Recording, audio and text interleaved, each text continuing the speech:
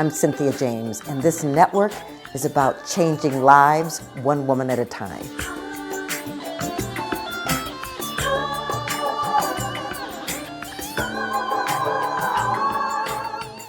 Hello and welcome to Women Awakening. I'm your host, Cynthia James, and I get the distinct honor of coming to you and introducing you to amazing women who have stepped into their power in various and sundry ways. They're change makers, they're way showers. And the reason I say way showers is because they are giving us a field of possibilities where we can step into who we have come here to be. What I know is that this is a time for women emerging. The planet needs us more than ever to open hearts and nurture the planet, our children, each other. So I'm grateful that you're here. We do these every week. Come back, subscribe, meet a new woman. I guarantee you there will be little aha moments in every interview because they're all fabulous and they inspire me. You can also go to cynthiajames.net. That's my website. You can sign up for my newsletter that comes out monthly and join my online community if you so desire. My guest today is new to me. Her name is Susan Grau. She's an internationally recognized intuitive medium and inspirational speaker. Susan is a celebrity reader. She's been featured in, listen to this, Lifetime, Gwyneth Paltrow's Goop, Hollywood Reporter, Vancouver Sun News, Style and Society magazine, Famous Mediums, and more. And she's featured on James Van Prague's exclusively preferred medium site.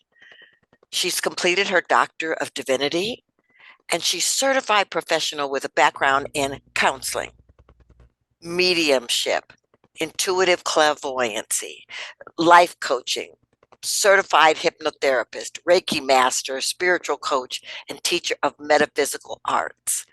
And she has a new book that comes out very soon. So we will be talking about this. It's called Infinite Life, Infinite Lessons, Wisdom from the Spirit, Living and Dying, and the In Between. Okay, I am so happy that you're here, Susan. I'm excited to be here. I love this. This is wonderful. Well, I want to know how you grew up and where you started. You probably didn't drop on the planet going, oh gosh, I'm a spiritual medium and I'm going to just be a healer. How did you grow up? Oh, I think it was always there. I remember seeing animals float when they would pass, but I actually grew up at 4.5 years old, I had a near-death experience. I was locked in an unplugged freezer in a garage. And when I came back from that, I could see spirits everywhere. And I didn't understand it. I thought they were the boogeyman and I wanted them to go away. I mean, I'd literally cover my head and say, go away, go away, go away. And they didn't. And now I'm grateful, but at the time I wasn't so grateful. I think in that experience, I know in that experience, I was told that I would have a very difficult life, and I did. I had a very heavy, like many, I call it the PhD in hardships on this planet, but it helped my soul grow and expand. So, I'm grateful for it now, but I wouldn't want to repeat it necessarily. Yeah. Yeah, yeah. You know what's interesting about what you just said is so many of us on the planet who are healers and teachers and guides have had challenging lives. And I think it's because it gives the opportunity for anyone that we work with or speak to understand that no matter what, there's a light at the Mm. end of the tunnel. Yes, well, I think it's very empowering to be able to talk to someone that is empowered by their own experiences. And there it is right there. I mean, if I go to someone, I want to know they understand it internally, not from an external book. I want to be understood. So I love going and seeing people who have had life experience, and many haven't. I mean, when I tell my story, I have, two brothers and a mother who committed suicide. I was trafficked as a child in our neighborhood. I mean, I've got a pretty intensive background, and those are the people that come into my world and that I Yes, help. And so there's someone for everyone. exactly. Well, there was a lot of trauma in mine, so those people, find me too. All right, Mhm. so I want to know through all this hardship and challenge that you went through, how did you find your way to really stepping into this way of life, fully? Oh, it took a long, long time. It was easier for me because I transitioned from being a therapist. So I worked with grief and addiction. And so I flowed into mediumship because there's so much loss, of course, with grief and then addiction. There's so much loss. So it was easier for me to flow into being authentic, but it took me years and years and years. I'm 65 years old. So let me just tell you, it was only about 20, 25 years ago that I actually stepped into me. And it was only about, well, Facebook maybe 18, 19 years ago when I actually announced to the world that I was going to do this work because in my day, you just didn't see spirits. If you did, Yeah. you didn't talk about it. Yeah, hello. Okay, all of you who are listening, let me just describe. If you're on YouTube, you will see her, but she's beautiful. And what I love about women today is that we have just redefined aging. I just got to say it. Thank you. I hope we have. I want to be young in body, mind, and spirit. Me too. Well, I want to talk a little bit about. I took a class with at a conference with James Van Prague, um, and he had us. He taught us a couple of things. One was holding an object and seeing, and the other was just connecting with the person and seeing what came through. And it was amazing. And he talked about the people that were on his site, that the years and years that you go through, and the work that you go through to be able to be recognized there, so that there's no mistake that the people that are on that site are authentic and genuine. So talk to Mhm. me a little bit about this journey that you've had, um, to get to this place with all these certifications. Yeah, I've got a whole wall full of them. I think I wanted to understand my craft because that's what it is really. It's learning to be the most authentic to that you can be, to expanding your awareness and your clarity in this area is not easy. So I really wanted to study. I studied under some of the best, Tony Stockwell, Lisa Williams, James Van Praagh, who is also a friend now. Um, but I think that for me, it was a matter of how authentic and how good do I want to be at it? I mean, I can go in and do it. I knew how to do it, but I wanted to have the ability to truly get through to people and help them heal. And so taking the courses taught me what to say, what not to say, when to turn it off, when to turn it up. I felt like I couldn't control it.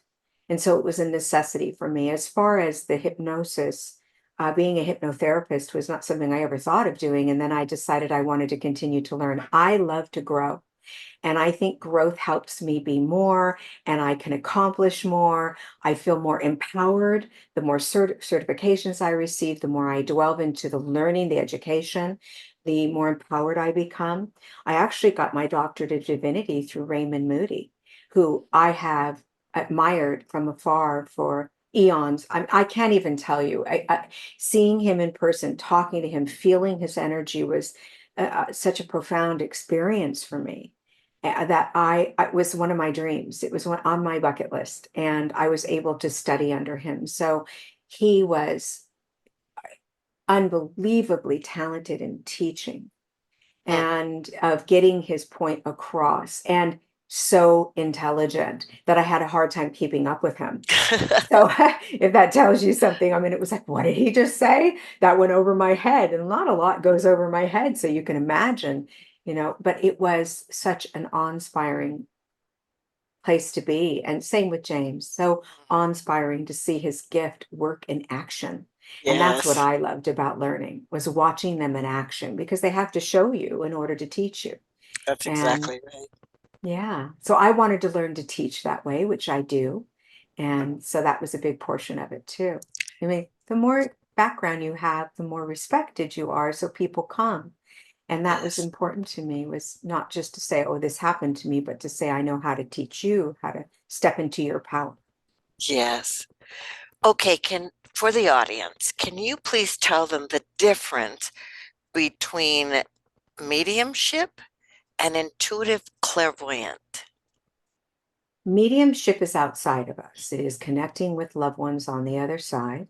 And it works at a highest vibration, is the highest vibrational energy. And it's outside of us. So we experience it externally. Intuition is always in everyone. It's a matter of working it. It's kind of like anything you do. You have to practice it. That is internal and it comes into our gut, our knowing, I call it.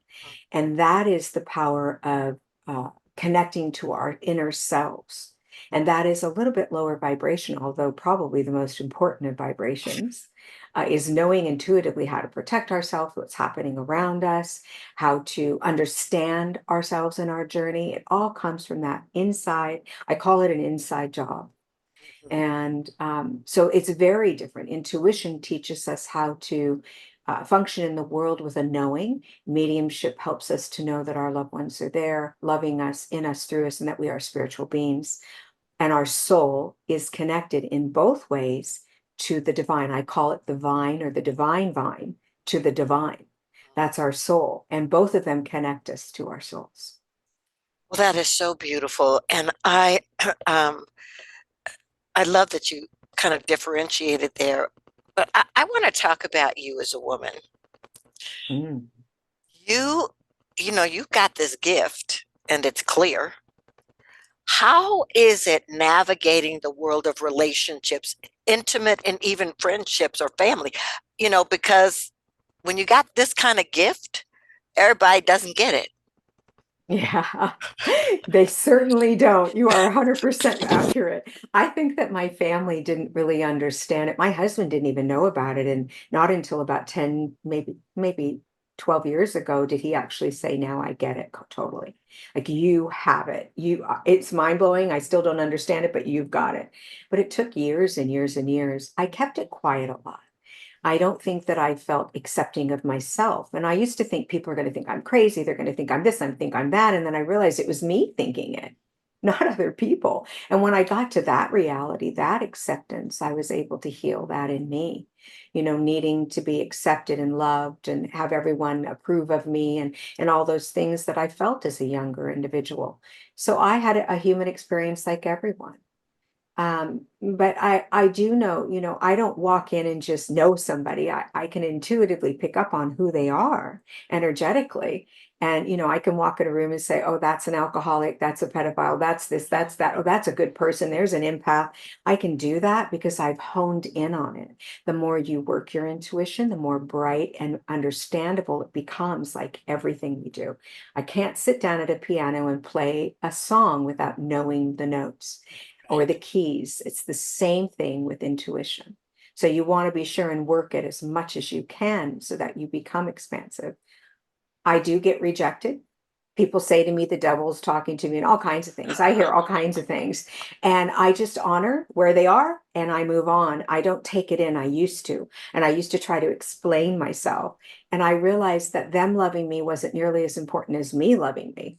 And so I didn't have to do that anymore.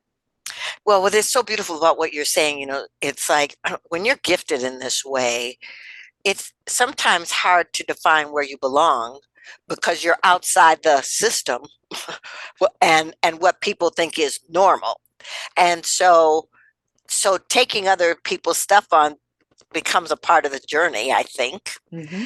But then when you can get to a place where you go, that doesn't belong to me, and I know Hmm. who I am and I know what I offer, and the right people will come, it sounds to me like that's where you are. I am. And I always keep in mind that most people's intention is not to cause harm. It comes from a fear base. Mm, And I tell people, my response is usually, I can see you fear what I do, and what you fear, you feed, and what you feed, you perceive, and what you perceive becomes your reality, not mine. right. Yes. So I want to talk about your new book. You Mm. know, uh, it it Uh-huh. debuts in July 16th, and it's called Infinite Life, Infinite Lessons. And I want to read the tagline here again. It's like wisdom from the spirit, living and dying, and the in between. Okay, tell me what this book, tell me the essence of what flowed through you. Healing, Ah, connecting with spirit, understanding that they are there, learning how to master. your intuition, and harness your fear. What it's like on the other side. You know, my book starts out with your baby's in the freezer. Those are Mhm. the words my mother heard. It just goes from there into everything I saw, everything I experienced, what they downloaded in me. And download just simply means I remembered something had happened, growing older, having more learning, more knowledge. I was able to understand it more clearly. That's all that means for me. So it talks about my understanding of what I experience now, how it helped guide me into trusting whatever my journey was, even if I didn't like it. It is about your personal healing, your experiences on the in between of living and crossing, and what that means. What does it mean to pass? How is it so much similar to birth? You know, how do we connect those dots? It's a very powerful book. It talks about me walking among the what I call the dead, because that's what people call it here, but it's really not. It's in quotes because I know they're more alive than I am. It's more real. It's pulsates. It's just an amazing experience, and the book talks about that. So it's all about healing and coming into your own and understanding the spirit world and your guides, how to connect with them. So it just goes, it has so much, it's almost impossible to sum it into a few words. Yeah. Got it. But I guess I want to talk about, I mean, the majority of us on the planet aren't mediums, but many people have stories about how someone's passed to the other side and they've had some experience, or it's come in a dream, or I remember when I turned 50, um, I was I was in question about my life, and my grandmother and I were really close, and in this dream, I was in this basement of this house that didn't even have a basement, and there were all these spiders over there. And I looked over, and in this chair was my grandmother. I couldn't see her face because she had this big, beautiful hat in front of her, and she said, "Judge not by appearances." And I woke up with such clarity about that I wasn't to look at the circumstances, that I was to open. And um, I know many people who've had those kinds of dreams or interactions, or they have a feeling in a moment. So, can you just talk a little bit about people understanding that the other side is a powerful, transcendent place that can support us? It absolutely is. And it's been supporting us throughout our journey. I don't think we'd be able to do this without that. The way they do that is through our soul. Our soul is the divine vine to the divine, and it is always there to help us heal and to be whole. That's where we can go. When people say go inward, if our soul is damaged, we'd be in big trouble. It can feel pain, it can feel suffering, but it's there for us, and that is them. Um, Honestly, I think everyone has the ability for mediumship, just not everyone is going to utilize it as a job or working as a medium in this lifetime. But we all have a connection. I've never met anyone that hasn't said, I have this experience. It was so real. I have not heard one I've never met anyone that hasn't said that. I'm sure they're out there and they'll probably let me know now, but I haven't met them personally. Um, and or it's coming, right? So they are always trying to connect with us, and they are always there to help give us clarity. That's the point of them being there for us. They aren't there to do the job for us because, clarity comes with experiences, clarity comes with pain. I think pain is our greatest motivator. I think pain and joy are equal in value, as they both teach us something. And in fact, I think the pain teaches me more because I want out. So, everything that we experience is there for us to grow, to expand our souls, and to gain clarity about the journey here and the journey there. The journey there isn't enveloped in suffering and pain. And many people on this planet have that. What we do with it matters. I care about how people feel, but when they come to me and say, I feel like you this, or I feel like I that, I say it's not as important about how you feel as is what you do with what you feel. So how you Yes. respond is the most important. We are reactors here. There we respond. So here I'm learning and teaching myself at all times Don't react, don't react, don't react, respond. And that means I Yes. have to pause because I don't know what that response should be. My brain is distorted. It wants to go, what? And throw that ball out, and throw it back. And my pausing gives me a moment to say, how do I really want to respond to this situation, if at all? Does it Yes. warrant a response? But when you're keyed up, and I can't think of anything I've ever done in anger or resentment that I've appreciated in myself. I can be honest about that. So, I think that they're trying to teach us how not to react, and that's their guidance, how to respond to any given situation and to be healthy in our responses. We just don't listen very Yeah. easily. Well, because it creates a space of uncomfortability, because they're asking you to step out of old behaviors and old patterns that don't serve you. And Yes. and change, not everybody loves change. So Right. Well, I always tell my clients, get comfortable with the uncomfortable because that's the journey here. yes, yeah. I want to know how people find you. How do they get in touch with your beautiful work and, you know, and get your book? Well, the exciting part about my book is it comes out July 16th, but I have pre-orders when they go to my website, susangrau.com. And if they pre-order the book, they have the opportunity to go into 13 Zooms with me, one a month, to go through the questions, the Q&As at the end of every chapter, because there's integration moments and Q&As to grow.